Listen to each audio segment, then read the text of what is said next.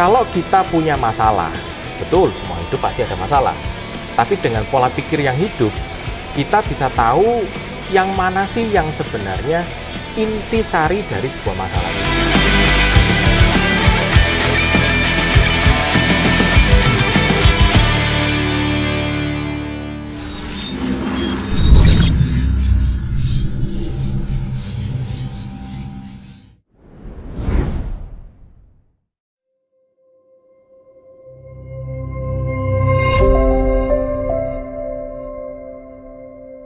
Salam teman-teman Perpals. Oh, kose. Karena aku backgroundnya gini langsung. Iya, kose. Tentrem. Saya siang ini ada di Karoseri Tentrem. Selamat datang di Karoseri Tentrem Malang. Terima kasih Yohan. Ini Mas Yohan ini the next generation-nya Tentrem. Yang mana hari ini sudah mulai in charge membantu Papayan ya. Sudah 11 tahun. 11 tahun. 11 tahun ya. 11 tahun sudah in charge mendampingi sang ayah. Papa founder berarti ya? Founder. Founder dari Tentrem. Nah, Han sekali lagi terima kasih sudah diterima. Siap. Dan sama-sama. Kehormatan juga udah datang ke Tentrem. Sama-sama. Jauh-jauh dari Jakarta. Jakarta. Keliling-keliling. Keliling-keliling. Dan udah ngerecokin ini teman-teman Perpals ini ngacak-ngacak karoseri Tentrem dari jam 9 tadi lah. Geser kiri, geser kanan. Geser kiri, geser semprot sini. kiri, semprot kanan. Ya, jadi kami sudah di Karoseri Tentrem. Nah, ini kita mau ngobrol sama Mas Yohan Yuk, kita tentang ngobrol santai. Tentrem. Han, Papa kan founder dari Tentrem ya? Betul. Karoseri Tentrem. Tahun berapa Papa mulai Karoseri Tentrem itu? Di tahun 83. Oh, 83. 83. Papa mulai dari mulai bikin Karoseri Tentrem ini. Betul. Tapi sebenarnya, nanti tak lanjutin ya. Ya. Jadi yang dibangun itu bukan karoserinya sebenarnya dulu itu. Oke. Jadi tahun 83 itu sebenarnya bermula dari angkutan. Oh, PO Malang Tentrem. Surabaya. PO Tentrem. PO Tentrem dulu. Oh iya. Oh, Jadi berarti- kalau teman-teman mungkin tahu sebenarnya kan Tentrem itu sekarang mungkin dihias di pameran lebih kelihatan karoserinya. betul. Sebenarnya Tentrem sendiri itu bermula dari PO. PO Jadi Tentrem. kita punya PO, kita punya karoseri. Jadi Papa mulainya dari PO. Tentrem karoseri ini cikal bakalnya itu adalah divisi perawatannya. Dari body repair. Dari body repairnya, yang ngelasnya lah, yang ngecat-ngecatnya lah. Hmm. Kalau dulu busnya udah keluar semua, siang kan nganggur, cari kerjaan kan. Utak-atik. Tuh bus itu udah mulai jelek nih, bawa sini. Diketok-ketok lah, ditas-las lagi lah, dembul-dembul lagi, dicat lagi, udah bagus, jalan lagi. Bermula dari Dari situ situ. Papa dulu. Nah, sebentar. Berarti kita balik nih, kita ngomongin PO Tentrem dulu Oke. nih. Nah, Nah, berarti itu 83 Papa 83. mulai PO Tentrem itu. Papa sendiri apa yang membuat seorang Om Tatang. Jadi papanya Mas Yohani namanya kalau saya manggilnya Om, Pak Tatang Wahyudi. Apa yang bikin Papa nyemplung ke transportasi angkutan orang? cerita sebelumnya ya, backgroundnya bapak saya berarti ya. Bapak saya itu tukang mesin. Jadi ya coulter mesin, slab mesin, Bubut.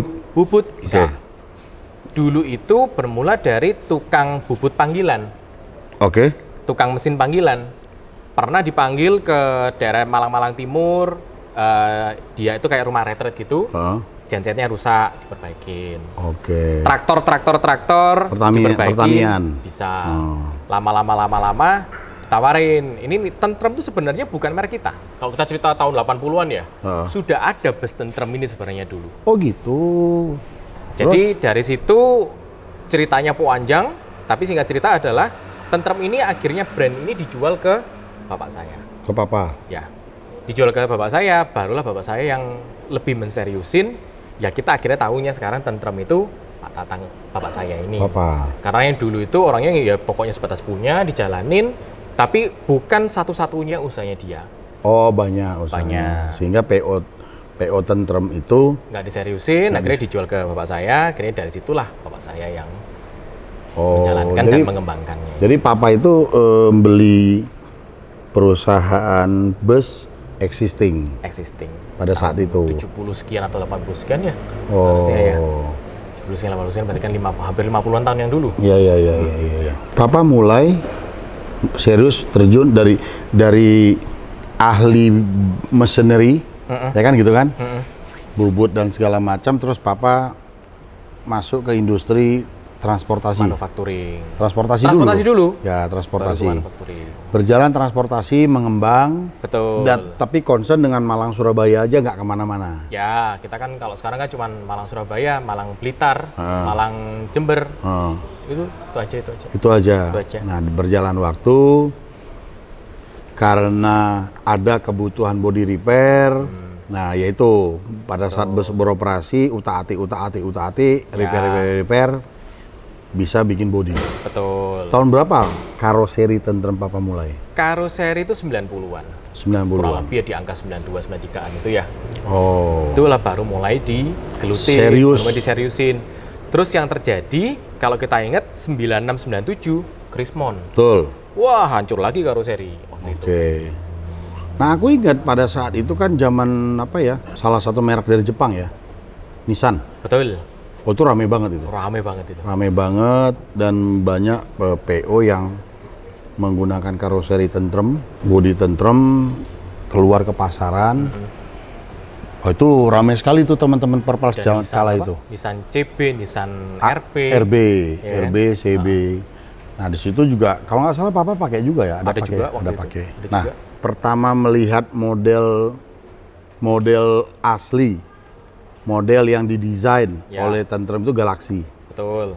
Apa LE, LI. Itu udah generasi yang Jupiter. Agak terakhir kan, berarti dari itu di tahun 2007, 2008. Ya.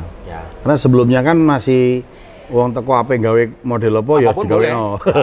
Jadi dulu itu kan paradigma karoseri itu pokoknya punya gambar apa, foto apa, bentuknya jadi kayak gitu. Bisa dibikinin yang semirip mungkin lah. Semirip mungkin. Nah, mulai dari situ mulai punya desain sendiri. Jupiter sama Galaxy. Betul. Nah, bertumbuh singkat cerita Scorpion yang itu. Nah, singkat cerita Johan selesai sekolah mulai in charge bantu papa. 2011 awal. Oke. Han, dari seorang Om Tatang lah, papa ya, sama mama. Beliau menjalankan PO, terus beliau membangun industri karoseri. Ya, walaupun Johan waktu itu belum in charge, ya Johan pasti kan sering nginguk-nginguk. Ya nggak sih? Saya dulu kalau rumah kan dulu di sini juga. Iya, di dalamnya. Ya kan? Nah. Jadi kalau pulang sekolah SD mainnya ke sini, lari sana lari sini, ya kan? Ya. Ngeliat ini namanya apa, bulat-bulat, oh ini ban segede gini ya bannya, mobil saya kok bannya nggak segede ini, gitu kan? Pelek, oh ini namanya pelek, oh gitu. Sampai konstruksi. Ya. Nah, prinsip apa yang papa, seorang bapak Tatang Wahyudi tanamkan mulai dari beliau start menjalankan PO sampai masuk ke industri karoseri, mungkin beliau tanamkan ke Johan dan Cici ya, kakaknya Johan, dalam menjadi part of industri. Jadi ada satu statement dari bapak saya itu mungkin pernah disampaikan ke teman-teman semua, mungkin Mas Ari juga pernah disampaikan. Pola pikir yang hidup. Kita harus punya pola pikir yang hidup.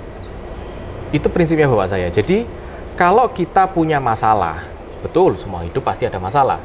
Tapi dengan pola pikir yang hidup, kita bisa tahu yang mana sih yang sebenarnya intisari dari sebuah masalah ini. Solusinya seperti apa sih? Dengan pola pikir yang hidup itu, kalau kita pola pikirnya mati, ikutin jalur ya ikutin jalur aja. Ya udah begini kok masalahnya, ya saya nggak bisa ngapain. Tapi apakah memang kalau kita nggak berusaha untuk lebih baik, apakah semua itu hanya akan datang begitu saja? Setuju. Ya kan? Dengan pola pikir yang hidup itu, masa sih kalau kita udah punya pola pikir yang memang bersih dengan hidup, terus juga tentunya juga dengan rahmat dari Tuhan, masa sih nggak dikasih jalan? Nah, kan itu. Simple ya? Simple aja. Pola pikir yang hidup. Dan papa itu memang open mind kalau yang aku lihat. Ya. Walaupun papa itu seorang yang dengan experience yang cukup tinggi dan knowledge yang sangat-sangat menurutku kuat. Aku akui banyak hal yang aku belajar dari papa. Ya. Teknis, terus terang ya, justru dari sisi teknis. Jadi ya kalau dipikirkan, sani arek cilik wingi sore gitu kan. Tapi dia mau dengar, dia mau diskusi, nggak pernah berdebat sih sama papa. Lebih ke diskusi yang hidup. Ya, pola pikir yang hidup tadi mungkin papa pakai. Jadi dia serap, dia tangkap, dia dengar apa yang ada dalam pikiran dan penglihatanku ditata sama beliau. Ya. Nah, dan dia mau mengakui mana-mana yang menurut beliau, oh yo, aku kudu nyesuaikan. Oh, berarti mau yang needs kamu hari ini itu dia mau sesuaikan.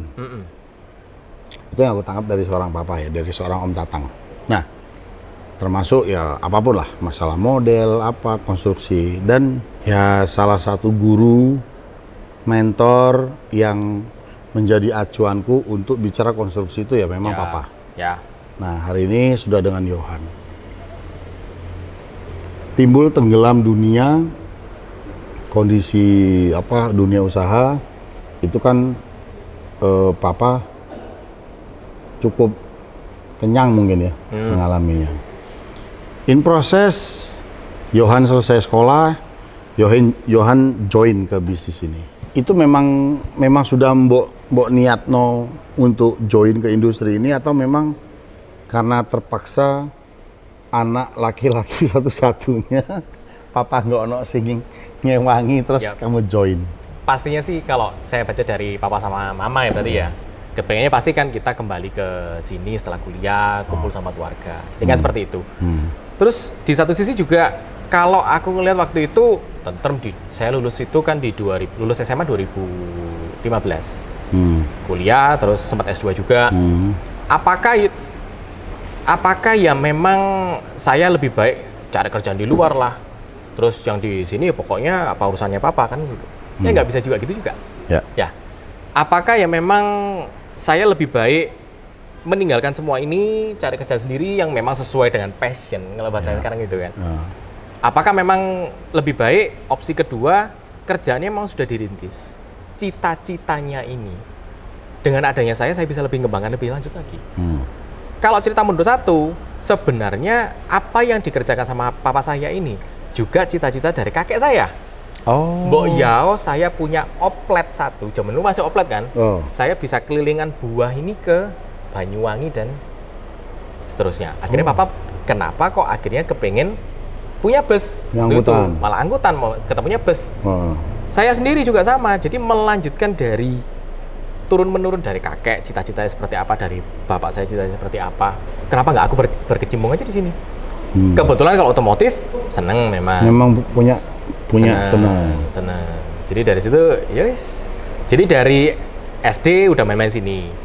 Dari SMP, SMA udah sibuk sekolah lah, sibuk sama teman. Begitu kuliah, mulai nih, kira-kira kuliah apa yang memang cocok dengan bidang karoseri. Waktu kuliah 2 semester, libur musim panas, pulang. Lihat lagi ada apa sih sekarang seperti apa perkembangan di sini. Makanya kan sempat saya on off gitu kan. Sampai benar-benar lulus, saya lulus 2011. Berarti saya ngomong 2015 ya. 2005 lulus. 2011 akhirnya berkecimpung di sini sampai sekarang ini. Jadi ya memang disyukuri, memang saya senang dengan industri otomotif itu. Akhirnya Johan bisa menikmati ritme ini. Ritme, yes. Ritme industri dunianya. Jadi memang tantangan dari generasi founder itu ada sendiri pastinya. Oh iya. Tantangan dari generasi penerus itu ada sendiri memang. Aku belum tanya loh itu, kamu udah jawab duluan. Itu nanti di skripnya next-nya. Ojo terlalu jujur lah. Siap. Aku teko lagi mbok jawab. Tapi keren. Adinda ini ngalir dia dan memang dia seperti itu. Kalau ngobrol itu Johan ini luas. Jadi aspek-aspek penunjang dan segala macam sangat detail dan rinci Johan ngebahasnya. Jadi tidak hanya bilang pada satu saat kita ngebahas lampu. Johan itu bahasanya bukan lampunya saja. Kiri kanan lampu itu ada apa, atas bawahnya, belakangnya, semua diulas. Nah, sehingga memang kalau yang saya nilai dari term ini adalah function yang utama itu concern. Itu juga yang kita terima banyak sekali masukan, ya kan? Kemarin pun Mas Ani di Trans Semanggi segala macam, Han coba ini oke, ini not oke, ini oke, ini not oke. Siap Mas. Ya kan memang itu kan tugasku. Ya. Tugasku kan memang harus memberikan, aku komentator lah. Berjalan waktu, Yohan nyemplung pada saat balik dengan dasar dari, kalau aku anggap itu didikan keluarga ya. Sehingga Yohan sadar dan tahu harus seperti apa dan bagaimana. Tapi benar-benar tidak ada unsur keterpaksaan waktu akhirnya join ke sini. Ya kayaknya udah disetting ya, jadi. Udah disetting, jadi ngikutin dari alur awal aja. itu memang digali terus sama papa. Menurut kamu gimana? Menurut kamu apa yang bisa dibikin lebih baik? Gitu. Dan memang papa karakternya begitu. Betul. Om Tatang itu bukan tipikal yang memaksakan. Dia dengar, kita digiring ke, ya dari 10 yang kita minta, 6 pattern yang sudah beliau bikin, 4 dia ikutin maunya kita. Modelnya papa memang kayak gitu. Ya. Ya mungkin itu yang bisa menjadi contoh kita bagaimana kita bisa menyikapi suasana kan gitu kan. Karena belum tentu semua ekosistem di sekeliling kita itu bisa seperti yang kita inginkan. Dan saya cukup appreciate sama papa itu, yaitu tadi beliau orangnya lebih mendidik, nge-learn ya. Everything tuh di-learn. Ya. Di-learn dan sangat sederhana. Cukup challenging nggak? Cukup menantang nggak menurut Yohan waktu seorang Yohan kala itu? Jadi kalau saya, karena mungkin udah pernah S1, udah pernah S2, semua textbook gitu kan. Textbooknya bunyi gini loh. Kalau dari papa, pengalaman saya tidak berbunyi seperti itu. Oke. Ya kan? Kita ada debat. Nggak bisa nih, harus begini. Bapak saya ini begini, ya kan? Intinya, 2 poin kita ini sebenarnya sama. Cuman melihat dari sisi teoritis, sama dari sisi praktek dan pengalaman. Saya tidak ada secuilnya praktek dan pengalaman. Betul. Secara teoritis, textbooknya saya bisa bukain. Berbunyi seperti ini. Contoh. Jadi kalau kita lagi bahas konstruksi, saya bisa ngomong dari sisi uji gulingnya begini, hasil kita analisa seperti ini, uji material seperti ini. Bapak saya cuma ngomong, uji gulingmu itu dalam komputer atau aktual? Yang valid dalam komputer, ya kan? Aktualnya, apakah toh ya memang kalau ini dibuang tidak kuat? Ya kan? Yang poin kedua, materialmu dengan material yang dipakai sekarang sudah sesuai nggak? Oh sudah sesuai. Ini hasil tesnya, oke, ya kan? Dari situ semua konstruksi ini akan lebih kuat kalau kita ngikutin teorinya seperti ini. Oke, kita berarti judulnya konstruksi yang kuat, ya kan? Poinnya itu aja. Poinnya itu kan. Tapi kita ngeliat dari sisi teori dari bapakku, ini loh, kamu bakal lemahnya di sini, ini apa? Posisi joinnya di sini salah. Posisi joinnya harus begini gitu. Oh, ya siap. Diuji beneran. Oh, ternyata memang bapakku tuh punya poin dasar sebuah meja kaki 4. Ya kuat dong daripada kaki 3. Ya kan? Tapi kalau saya membuktikannya dari sisi uji loadnya seperti ini. Tapi intinya apa? Meja jangan sekali-sekali bikin kaki 3, kaki 4. Oke, ya kan? Bukan nggak bisa berdiri di kaki 3, bisa. Cuman, tapi untuk menjaga keseimbangannya lebih rentan ketimbang kaki 4. Kaki 4. Nah, yang menarik, gimana seorang Yohan Wahyudi menyikapi? Aku nggak ngomong papa sebagai seorang bapak, seorang founder atau seorang Tatang Wahyudi ya.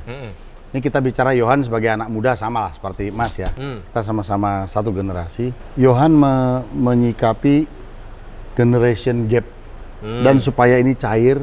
Karena ini menurutku cukup menjadi isu yang krusial di era-era kita ini, ya kan? Karena kita masih ya sorry ya, ada beberapa sahabat-sahabat kita yang masih terkendala dengan how to explain, how to provement with our concept to old school, old generation. Mungkin dari Yohan perspektifnya seperti apa? Tentunya itu kembali ke kita seperti apa ya. Kalau saya mungkin boleh sharing apa yang terjadi tentrem.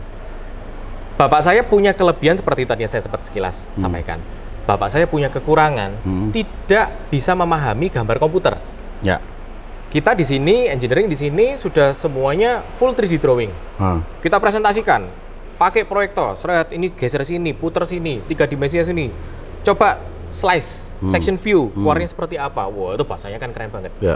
Tapi begitu lihat komputer, ya boleh, ya nggak apa-apa. Begitu dieksekusi, kok begini? Ini kan salah. Lah, kemudian udah tak presentasiin kan gitu. Nah, jadi dari situ bukan kita seorang bapak saya atau saya gontok-gontokan. Lu kemarin kan udah tak kasih tahu. Ya kan? Udah tak omongin rubah gini, kok sekarang diprotes di produksinya gitu kan.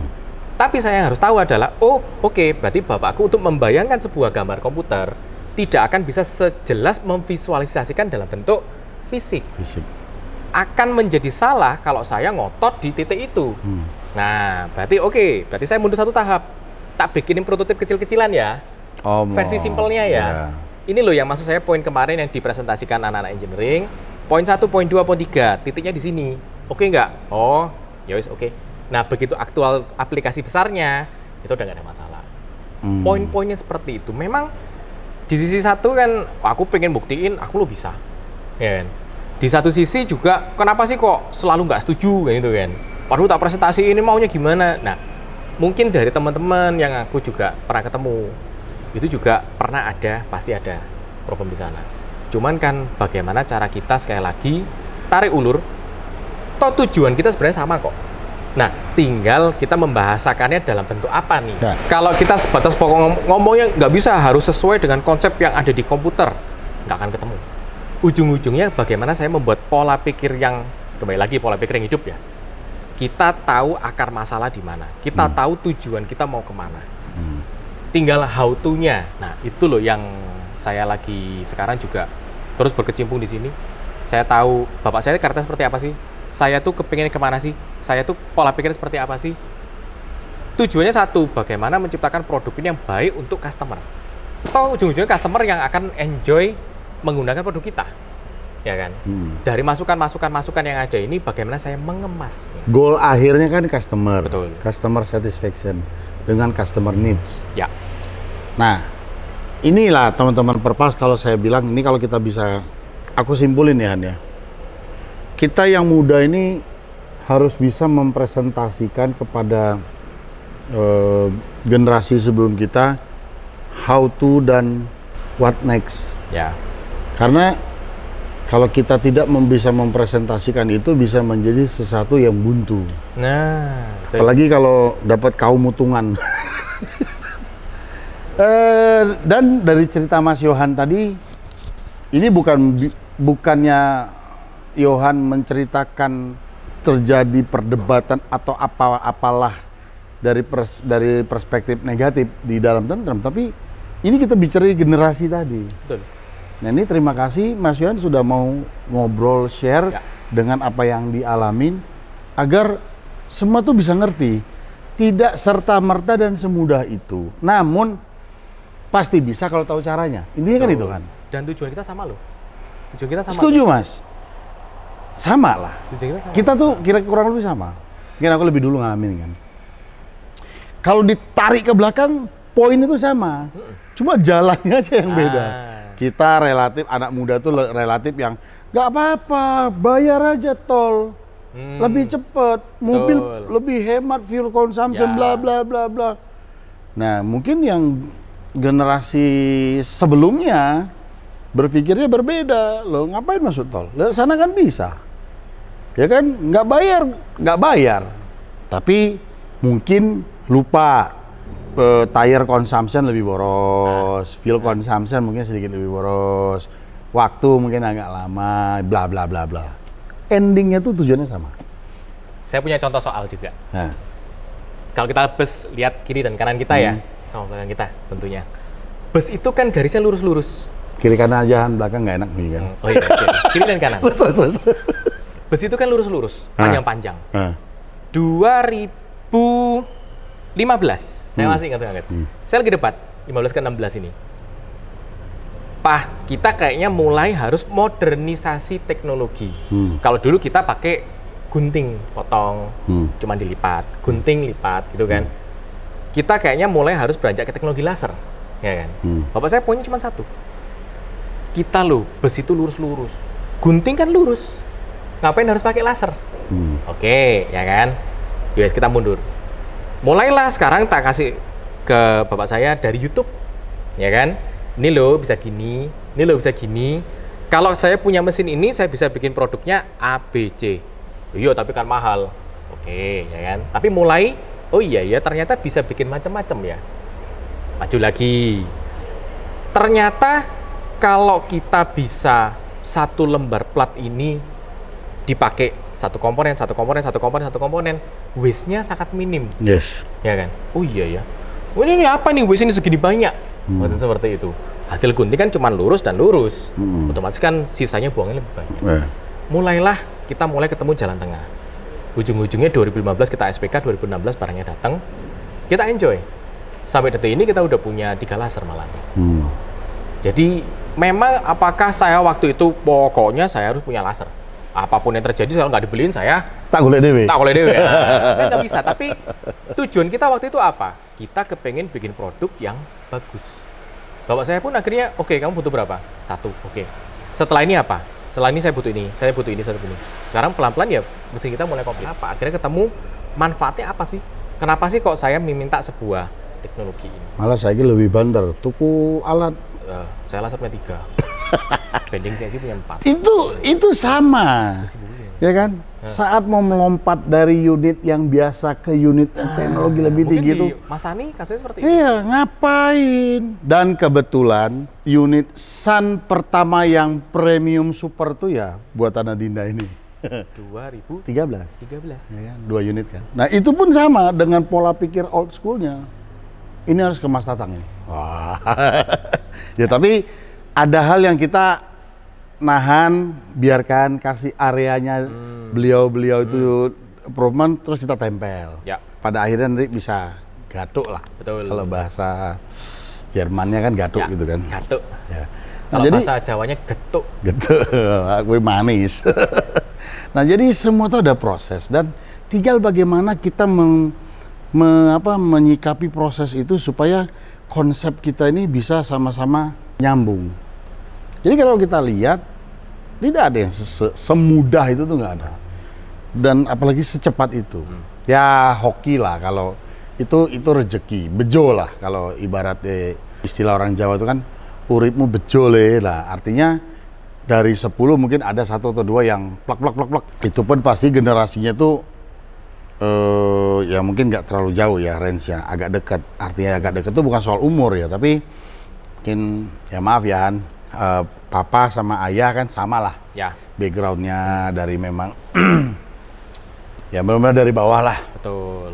Kalau yang mungkin generasi pertamanya sekolahnya sama tinggi, ya mungkin sama-sama negaranya, itu lebih dekat dan plek-pleknya lebih smooth. Kalau saya sama Mas Ani itu kan ada persamaan seperti ini. Orang tua kita, leluhur kita itu tajir melintir, ya kan. Cuman kita ini adalah generasi ke-8, ya kan. Iya. Kalau harta itu kan sampai generasi 7 kan. 7 turun. Nggak, bukan. Habis. Salah kamu. Salah. Bukan ke-8. Kan nenek moyang kita tuh kan tajir melintir. Betul. 7 Mas itu. Laut, ya. Tajir melintir. 7 turunan. Pas kita pas tanjakan masalahnya. Ayo kita kerja keras. Kita kan kerja keras. Betul. Jadi generasi kita tuh kita pas kenain tanjakannya. Jadi harus mengeluarkan effort. Terus gitu. Tapi kalau nggak begitu ya kita nggak bisa belum tentu bisa survive. Ya. Kalau kita tidak melalui tanjakan yang berat itu tadi.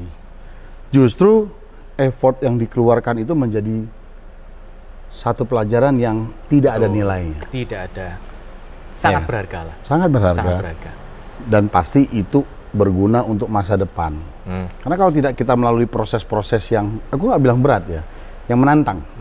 Proses menantang itu kita tidak berpikir keras. Betul. Nah, sehingga yaitu uripe ming dolan pada saat nauzubillah min zalik, tapi kan semua kan pasti akan sampai ke saat itu. Oke, saatnya kamu sekarang menghadapi kenyataan. Lalak lolo, bukan kaget, lalak lolo, tola tole. Nah, itu yang menjadi apa ya tantangannya. Nah, ini sangat dalam ini dengan Adinda ini. Satu poin tadi yang aku garis bawahi juga, kita sangat beruntung karena kita punya orang tua yang bisa membimbing kita. Ya. Jadi kan kita dengan generasi kedua, tadi kan tema kita kan gap antara generasi 1 dengan generasi kedua. Kita itu masih mendapat bimbingan sewaktu kita start kerja. Dan kita bertumbuh. Itu yang sangat-sangat priceless, sangat berharga. Ya. Itu yang sangat-sangat berharga yang tidak semua orang bisa mendapatkan itu. Ya. Artinya kita harus lebih bersyukur dari yang lain kan. Betul. Ya toh? Ini saya ini diingatkan apa nyindir sama atau gimana Yohan ini ya? Ya itulah makanya nih juga di forum ini saya tuh paling risih kalau dibilang owner, apalagi apa sultan gitu ya. Kita profesional, kita masih dalam proses, masih banyak yang harus kita pelajari, dan di perusahaan kita masih employee. Begitu yang punya perusahaan bilang besok nggak usah kerja lagi, keluar, nggak bisa ngomong. Nggak saya ekstrim itulah. Nggak kira-kira, maksudnya kan begitu. Besok meeting di Jakarta, siap. Setelah itu langsung ke Surabaya meeting, siap. Masih sesuai perintah. Jadi ya bagi saya itu yang saya masih harus, menurutku aku masih harus tetap tahu diri. Ya. Gitu loh. Dan menurutku juga aku menjadi orang yang harus tetap bersyukur dan bisa membawa diri. Jangan melampaui garis dan batas. Betul. Tapi harus berpikir jauh ke depan. Nah itu sih. Wah keren banget nih Han ngobrolnya Han. Jadi itu bukan cuma seputaran karoseri, lebih ke bagaimana perjalanan Yohan dengan Papa yang boleh dibilang kerajaan tentrem ini sendiri. Amin. Yang kita bisa gotong bareng-bareng. Bisa digotong bareng-bareng. Ya. Kalau PO tentrem itu Cici ya? PO tentrem sekarang yang handle Cici. Ya. Tetap backup. Backup Yohan. Betul. Nah, kemarin saya udah bilang sama teman-teman, bus Trans Semanggi di Surabaya itu dioperate oleh PT Seduluran Bus Surabaya. Betul. Yohan salah satu konsorsiumnya. Kita di dalamnya. Ya, Tentrem, Kalisari dan Harapan Jaya. Bukan harapan palsu. Bukan. Mungkin ada yang mau diceritain, mau di-share lagi ke teman-teman Perpos TV? Kalau kita kan memang, kalau yang tahu kan karoserinya memang sekarang kan. Tapi sebenarnya kita punya unit usaha yang lain, yaitu kan PO Bus tadi itu. Malah sebenarnya cikal bakalnya itu dari PO Busnya ini. Makanya namanya PT Tentrem Inti Sejahtera. Dulunya itu. Oke. Jadi kalau Tentrem ini kan memang kita ada unit usaha kan PO. Ada unit usaha karoseri ini.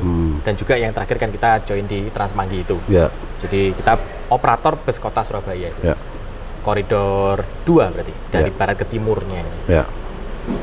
Tapi bukan berarti Tentrem mau join ke konsorsium itu lebih ke aspek bisnis kan? Maksudnya hanya ke aspek bisnis mata kan? Karena melihat bagaimana mau ikut terlibat dalam proses perubahan transportasi massal masyarakat Surabaya khususnya kan? Ya. Mungkin itu kali ya? Jadi memang kan kalau di cerita beda sedikit ya, itu kan kalau Palembang sendiri, Medan sendiri, Balikpapan sendiri, terus Makassar sendiri, Surabaya sendiri. Nah Surabaya itu memang ditawarkan ke kita waktu itu kan. Cuman kalau kita sendirian, atau waktu itu Kalisari yang kemarin sempat di interview, Kalisari sendirian pasti berat.